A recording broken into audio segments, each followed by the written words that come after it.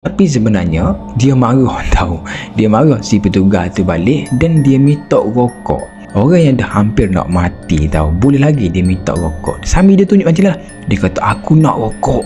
Aku nak rokok. Dia minta lagu tu. Dalam dia orang tengah duduk fokuskan ke arah mayat ni, tiba-tiba rakan sobat, tangan mayat ni dia pegang tahu. Pergelengan tangan asisten dia.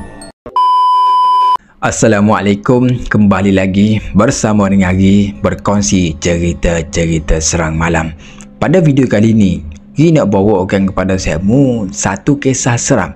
Ada juga satu kisah boleh kata misteri jugalah, tentang satu orang lelaki ni. Dia pernah juga bekerja dekat hospital, pernah juga dia bekerja dekat postmortem rakan sahabat.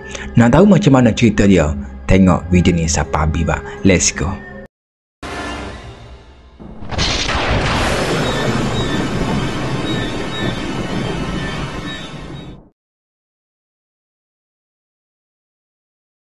Kisah ni dikongsikan oleh Encik Anafi. Kita panggil saja Cik Nafi untuk memudahkan cara penceritaan kita pada kali ni. Cik Nafi ni dia kata dia bekerja hampir 40 tahun di hospital tahu. Kalau 40 tahun ni satu masa yang sangat-sangat panjang lah rakan sobat. Dia juga pernah ditempatkan di unit kecemasan berapa tahun. Dia juga pernah menjadi tenaga pengajar dekat sekolah kesihatan. Tapi 10 tahun yang terakhir dia diminta, dia mohon sendirilah, dia mohon untuk ditempatkan ataupun ditukarkan ke unit postmortem rakan sobat. Bila kita sebut tentang postmortem ni, kita tahu sendirilah postmortem ni dia akan berkait dengan orang yang dah meninggal dunia, iaitu dah kita panggil dah arwah lah. Postmortem ni kita tahulah pembelian mayat adalah untuk nak tahu apa sebenarnya disebabkan dia mati dan macam-macam lagi jabak. So di sinilah Cik Anafi ni ataupun Cik Nafi ni dia bagi tahu dia ditukar and then dia pergilah di salah sebuah hospital yang berada dekat semenanjung Malaysia jugalah masa tu. Masa awal-awal dia bekerja dekat bilik mayat ni, dia bagi tahu dia balik je ke rumah. Hari yang pertama dia bekerja, dia balik je ke rumah. Isteri dia tak bagi terus masuk ke dalam rumah. Sebab apa? Dia punya bau mayat tu sangat-sangat kuat. Sampailah dia kena duduk dekat luar and then kena mandi dengan limau, kena mandi dengan lemon baru dia boleh masuk ke dalam rumah. Sebab dia punya bau mayat tu kuat sangat sebab tu pun baju dia dan juga seluar kena bakar api untuk mengelakkan ada badi mayat sebab so kalau seminggu dia balik, maknanya seminggu jugalah dia kena bakar baju dan seluar dia. So itu je pengalaman dia. Dia bagi tahu untuk tahun yang pertama dan juga tahun yang kedua tidak ada apa-apa gangguan. Walaupun dia ni pernah bekerja sampai pukul 1 pagi, 2 pagi, 3 pagi dan dia kata alhamdulillah lah tak ada apa-apa.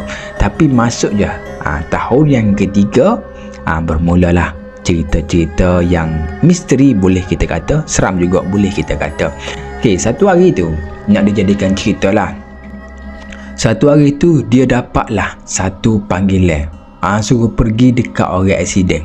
Dia bagi tahu aksiden dekat jalan raya. Masa tu dalam pukul 1 pagi dah kan sobat.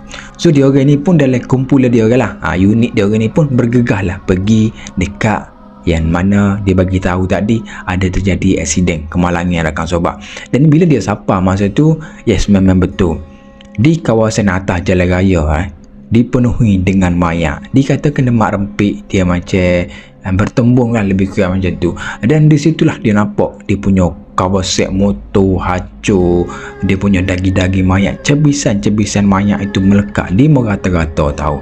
Dan dari situlah dia orang ni pun macam slow-slow lah di tengah kita panggil apa, dia ambil body-body mayat tu, sepihan-sepihan mayat tu untuk letak dalam plastik, dia cantumkan balik untuk dia orang nak buat postmortem, nak bagikan kepada waris tersebut lah. Tengah dia orang ni tengah kutik-kutik apa semua kan, tiba-tiba dia dengar tahu satu suara ni macam suara orang minta tolong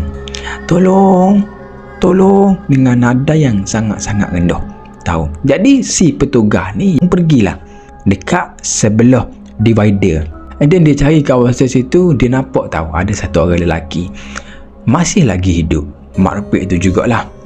Jadi dia orang ni pun terkejut lah, pergi ramai-ramai. So bila kita sebut yang orang masih hidup, maknanya mungkin dia ni terselamat lah dari kemalangan. Sebenarnya tidak bah. Dia punya keadaan dia boleh kita kata sangat-sangat tragis tahu, di mana kaki dia dah terputus kena divider.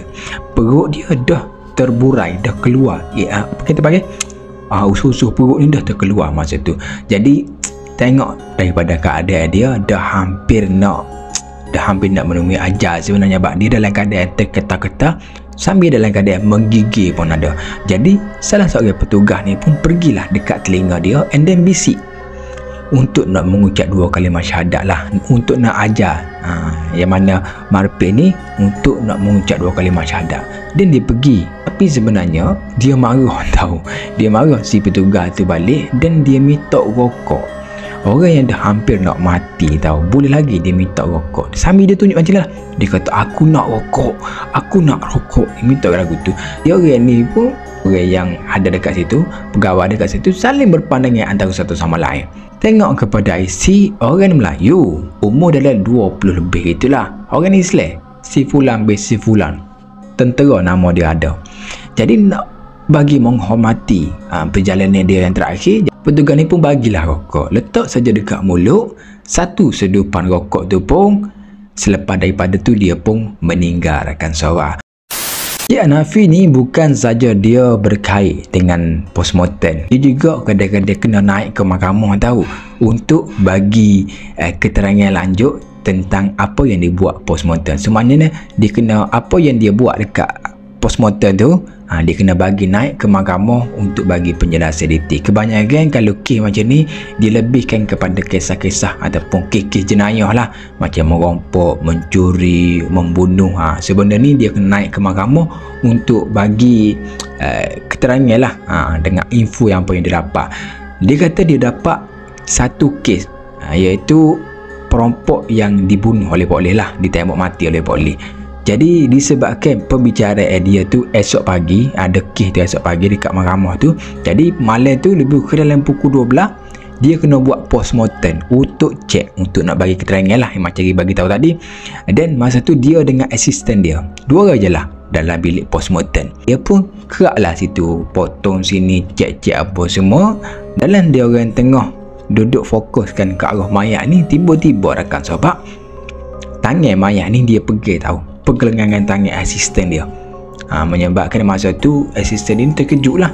Tapi dia orang tak takut, cuma masa tu terkejut saja. Sebab apa? Kalau orang yang baru bekerja, tak kira baru ataupun dah lama bekerja, dia orang ni akan tahu tentang satu, kita panggil apa, rigor mortis. Macam tu lah lebih kurang sebutan dia. Ripa baru Google tadi tengok, dan dia kata dia akan terjadi kekejangan kepada mayat tu, dan menyebab untuk dalam masa berapa jam lah, lebih kurang macam tu lah. Dan itu yang menyebabkan jadi kepada mayat tu tadi. Jadi Cik Nafi ni pun peganglah tangan mayat ni, cuba untuk buka balik. Bila dia buka tak boleh tahu sebab apa, dia macam dah lock.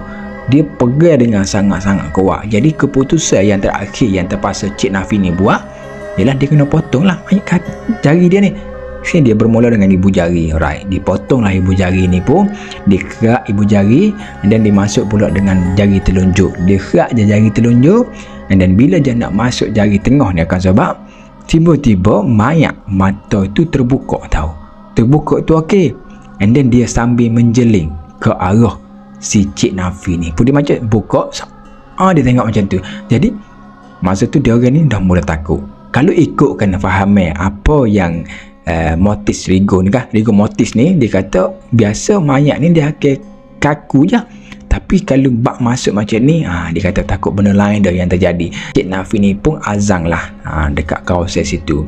Jadi asisten dia ni orang India kan, jadi dia bacalah apa yang patut masa tu.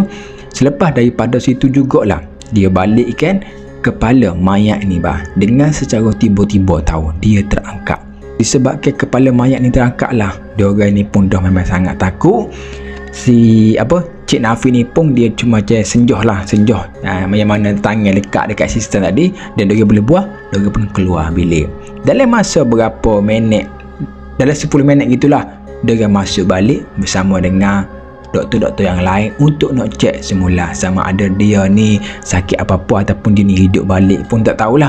Dan bila doktor tu mari cek, doktor pakar lah, bila dia mari cek apa semua, okey, confirm dia ni dah mati. Pada awalnya masa tekok dia masa terangkat balik tu, Cik Nafi ingat dia ni hidup balik, sebab sebelum ni dia kata pernah juga jadi macam orang yang overdose dah ada lebih kurang macam tu lah.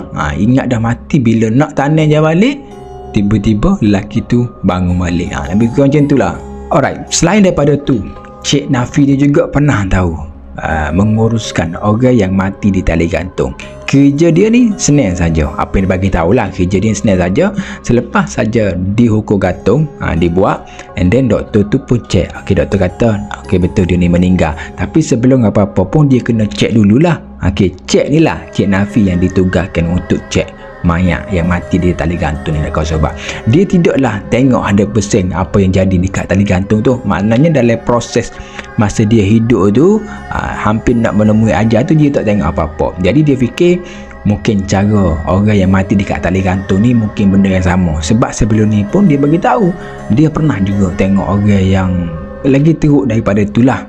Selepas daripada tu, proses dibawalah mayat yang dibagi tahu tadi dekat tali gantung tu pun masuklah di bilik mayat untuk Cik Nafi ni cek sama ada dia ni betul-betul mati ataupun tidak. Dia kena periksa dululah sebelum nak bagi kepada waris tu ataupun nak pergi nak sipir ke bilik mayat tu, dia kena cek dulu.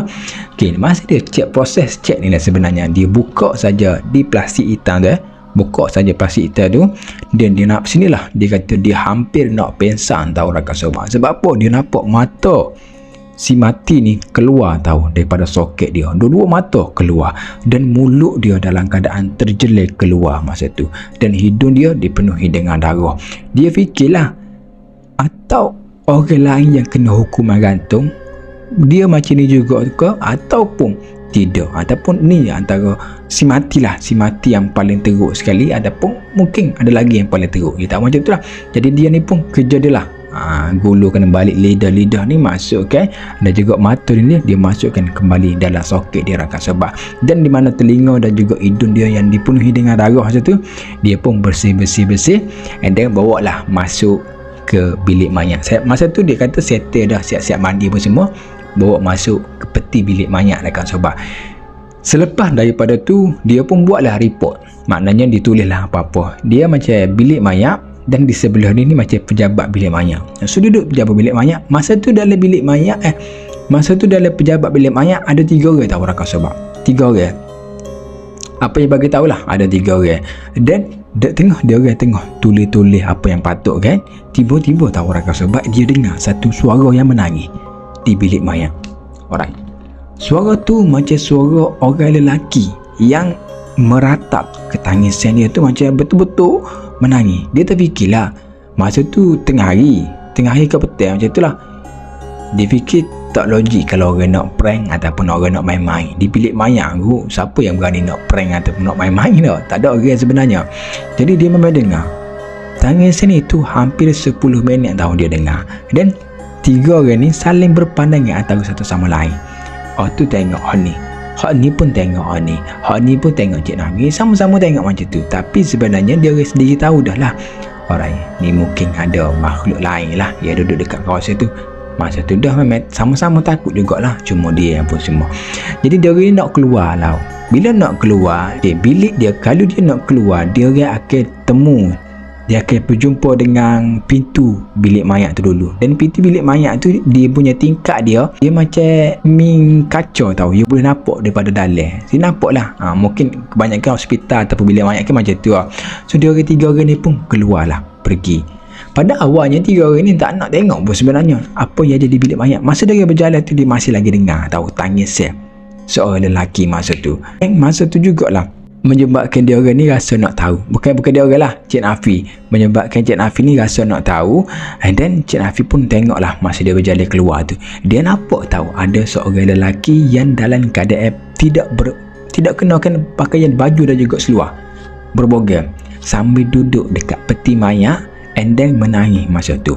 Apa yang Cik Nafi bagi tahu, dia duduk tu betul-betul di mana tempat lelaki yang kena hukuman gantung sampai mati tu rakan sahabat. So dia duduk situ dalam keadaan meratap, menangis dan sebagainya. Jadi dia orang ni pun buat tak tahu, dia orang pun go terus dalam perjalanan turun ke bawah macam tu rakan sahabat. Sebab ialah benda tu mungkin antara benda yang biasa bagi dia. Okey, orang yang bekerja dekat postmortem ataupun di bilik mayat juga benda yang biasa tahu. Salah sebab Okey, Cik Nafi ni bagi tahu salah sebab kenapa dia nak sangat ditukarkan ke postmortem kerana dekat ward hospital apa yang dia bagi tahu lagi kuat gangguan paranormal berbanding dekat postmortem tahu.